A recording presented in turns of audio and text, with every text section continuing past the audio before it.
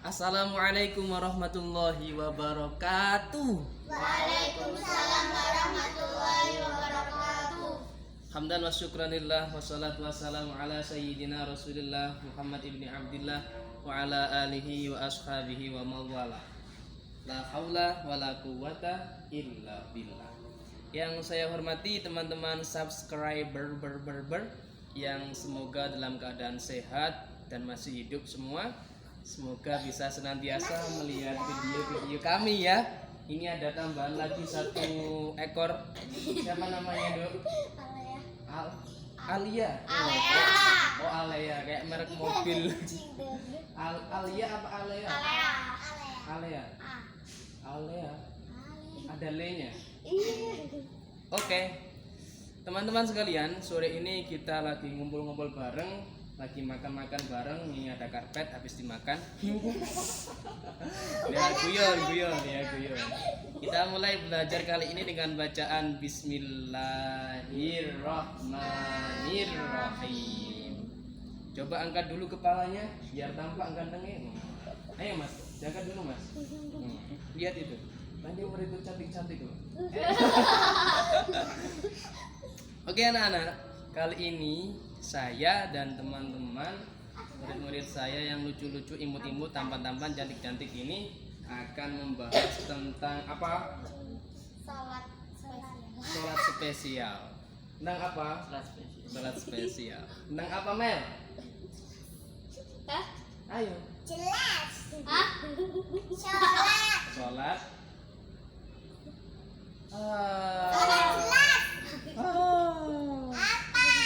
Bisikin dok. Salat spesial. Gak denger. Salat spesial. Kurang keras. Wes. Kurang. Ya udah. Kita akan membahas tentang sholat spesial ya. Spesial. Kenapa disebut dengan sholat spesial? Karena dilakukan dalam keadaan yang spesial pula. Tidak biasa. Spesial itu tidak biasa. Spesial itu surprise. Sholat yang surprise, yang tidak biasa. Kenapa kok tadi tidak biasa? Karena dilakukan di saat yang tidak biasa pula. Ini contoh murid yang kurang vitamin A. Apa vitamin A? Gak tahu. Oke, sholat spesial itu dibagi 3. Yang pertama, sholat dalam keadaan berkendara atau perjalanan. Nomor 2, sholat dalam keadaan sakit, sick, bahasa Inggrisnya itu sick, bahasa Jermannya itu loro ya. Loro. Kemudian nomor 3, sholat dalam keadaan perang. Sekarang kan zamannya perang ya. Ini tentara game perang game. Aku pernah. Ada 3. Apa saja Rek? 1, sholat dalam keadaan apa yang keras? Berkendara atau perjalanan. Nomor 2, Sakit. dalam keadaan sakit atau loro. Nomor 3, perang dalam keadaan perang. Oke. Perang game. 3 itu diingat-ingat. Ada 3 macam sholat spesial. 1, sholatnya orang dalam keadaan berkendara atau perjalanan. Nomor 2, sholat dalam keadaan sakit. Nomor 3, sholat dalam keadaan perang. Kita akan bahas 1 poin saja pertemuan kali ini, yaitu sholat dalam keadaan berkendara atau perjalanan jauh. Sholat ini dilakukan ketika sampean yang masih hidup itu dalam perjalanan. Tapi kalau mahir perjalanan tidak usah sholat ya. Jadi nyantar Pak. Nah, maksudnya yang masih hidup perjalanannya pun harus jauh. Tidak boleh kemudian rumahmu terongan ke Ringin Condong kemudian sholat di atas kendaraan, tidak boleh karena terlalu dekat. Minimal berapa kilo? Minimal 1 hektar. Nah, minimal jaraknya sama dengan jamak qashar. Persyaratan jamak qashar ya sekitar 80 sekian sampai 90 sekian kilometer. 8 jam. Kalau dari Jombang ya sini ke Surabaya Utara atau Surabaya Timur. Kalau sini Mojokerto belum sampai, kecuali sampean mumet dulu ke Malang, kemudian Pasuruan baru ke Mojokerto, maka bisa sampai 80-90 km. Tapi kalau Jombang langsung Mojokerto belum memenuhi syarat. Lah, kita ambil contoh saja ya. Ini Reza naik mobil, nyopir ya. Kemudian ini Alia naik mobil Alia, kemudian Amel sama Tasya sebagai penumpang. Ini perjalanan dari Jombang menuju ke Aceh. Wes, Aceh itu Sumatera paling ujung utara. Sumatera Utara. Ini pokoknya provinsi Aceh, jauh. Kalau kamu pengen tahu Aceh itu ya, ingin contoh ngulon terus. Ngulon tuh barat. Nanti sampai Yogyakarta, tembus Jakarta, kemudian sampai Aceh. Ini ibaratkan saja Reza naik mobil ke Aceh, mau jenguk temannya yang lagi galau ya. Perjalanan dari Jombang ke Aceh itu membutuhkan waktu lebih dari 1 hari 1 malam karena jauh, apalagi jalan kaki ya. Itu perjalanan jauh kan. Kebetulan Reza ini banyak uang, akhirnya naik tol. Bukan tol yang naik dia, tapi dia naik tol. Naik tol. Lah di tol itu kan tidak ada masjid, tidak ada musola di pinggir-pinggir, tidak ada. Adanya di tempat peristirahatan saja. Maka ketika itu terus gimana sholat kalian? Tak tanya. Contoh, dalam mobil. Dalam gimana? Dalam mobil. Jamak. Sekarang saya tanya kembali. Kalau sama sholat di mobil, wudunya pakai apa? Tayamum. Oke, sudah pinter ya. Kemudian kalau kamu tayamum, debunya dari mana? Dari mobil bisa kaca mobil. Kaca mobil bisa. Temboknya, di mobil ada temboknya. Jadi di mobil. Gitu betul. Oke, dia mulai nyantol. Oke, apa? Kalau nggak ada debu. Sebentar. Pertanyaannya saya bertanya kepada dia itu untuk memancing pikiran kalian supaya dia terbuka bayangan-bayangan kalian ya. Ketika sama naik mobil, kalau mobil pribadi, ketika jaraknya yang kita tempuh itu jauh, kok sekarang kan banyak rest area itu. Di situ ada musola masjid, maka lebih baik sambil sholat di rest area saja. Ya, lebih baik gitu. Tetapi lebih enak karena sholatnya di situ bisa pipis, bisa wudhu secara biasa, ya, bisa jamak, bisa jamak, bisa makan, bisa nyemil, bisa jajan, bisa tidur, bisa ngorok, bisa ngiler, ya, semua bisa. Tetapi kalau kalian naik bus, bus itu bis yang rodanya banyak, kan nggak mungkin kemudian kalian Pak berhenti sholat dulu, nggak mungkin, ya. Paling gak berhenti tak pelorot lagi. Gak mungkin ya kan? Gak mungkin. Maka ketika itu contoh saja Amel naik bis itu aja kita ganti.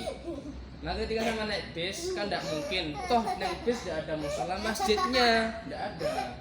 Apalagi tempat wudhu gak ada. Wong ngengek naik bis wae gak enek banyune kok tinggal naik bis kan? Ya kan? Pernah kan? Pernah. Ya enggak pernah naik bis jalan. Kamu naik bis ke Jakarta. Aku pernah naik. Biasanya di dalam kan enggak ada air pancuran sanyu, Ya enggak emang ada. nggak ada. Kalau Adanya kemarin itu pakai aqua. Ya. Kalau aqua, cibuknya enggak ada banyune cibuk tok. Ada nama Sing ini. biasa itu pakai tisu. Dari orang ini memang ditisuni tok. Iya, Kalau Pak, pakai enak. manunya wis berhenti. Kalau seandainya sampai di bis, maka sampean bisa mengambil alternatif. Kalau tidak ada air maka tayamum. Pun ada debu, pasti ada debunya. Di mana-mana itu pasti ada debu. Walaupun tempat ber-AC itu pasti ada debu. Kalau tidak percaya dilihat. Iya. Puasa. Walaupun tempat ber-AC itu ada debu. Karena debu itu partikel paling kecil dari pasir yang berterbangan entah kemana. Nah, Jadi maka di sini disitu nggak bisa ada tuh. tayamum. Iya, Sudah. Emang bisa tayamum. Nanti ada bab sendiri tayamum. Sudah selesai tayamum sampean sholat. Maksudnya enggak berdiri, enggak usah sujud, masa ning gone wis kamu sujud kebentuk. Gini doang. Ustaz kan bisa di tengah jalannya bis itu Ustaz. sholat di situ. Jangan dengan orang. Iyalah memang bisa, tapi itu jalan umum, tidak bisa dipakai untuk pribadi. Ya kalau ada disewa itu baru boleh. Kecuali kalau itu busmu sendiri, bus kamu Atau sewa disewa. sendiri. Ya, betul. Tapi kalau bus umum jangan, karena itu mengganggu orang lain. Maka sholatnya duduk. Contoh gini nih. Ini ya. Tapi kalau anak Ini, sebelah betul. Pertanyaan bagus. Lah Arab, contoh busnya jalannya ke timur, kiblatnya ini ke barat. Maka kalau sampean sholat wajib tetap harus menghadap kiblat. Wajib. Sebentar, oke. Harus tetap menghadap kiblat karena itu wajib. Tapi kalau sholat sunnah harus menghadap kiblatnya hanya ketika takbiratul ihram saja. Nabi itu pernah naik unta, kemudian sholat sunnah duha. Nabi hanya menghadap kiblat ketika takbiratul ihram saja. Ketika Allahu Akbar pertama, hadap kiblat, kemudian mengikuti arah kendaraan yang dinaiki. Tapi kalau sholat wajib maka harus tetap menghadap kiblat. Nah terus gimana Ustaz? Lah kok bisa ngelakuin ngetan, masa kita balik ke belakang atau naik di kursi? Kita pikir dong, pakai otak. Nunggu bisnya itu belok ke kiri, atau nunggu bisnya belok ke kanan, atau nunggu bisnya pas ke arah barat. Kita tunggu. Mundur Ustaz. Lah kalau bisnya gak balik-balik Ustaz, ya caranya sampean ya tetap harus menghadap ke barat. Entah itu kemudian pangku-pangkuan dengan teman kalian atau gimana, pokoknya harus menghadap kiblat.